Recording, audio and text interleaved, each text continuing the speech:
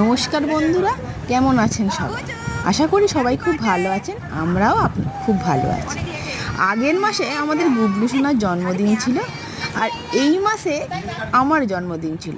গুবলু সোনার জন্মদিনটা কোনো কারণবশত সেলিব্রেট করা হয়নি, আর এ মাসে যেহেতু আমার জন্মদিন ছিল, তো দুজনের জন্মদিন একসাথে সেলিব্রেশন করা হয়েছে। যখন কেক কাটিংটা চলছিল, দেখতে পাচ্ছ প্রচণ্ড পরিমাণে কান্নাকাটি করছে। ও এই মোমবাতিটা জ্বলছে বলে আরও বেশি ভয় পাচ্ছিল, তো কোনো মতেও কেক কাটতে চাইছিল না। লাস্টে বৌমণি আবার একবার কেক কাটাবার চেষ্টা করেছে, তাও কিছুতেই কেক কাটেনি। অন্যদিন কিন্তু এতটাভাবে কাঁদেনি। যাই হোক, দুপুরের এবার খাওয়া দাওয়ার পালা।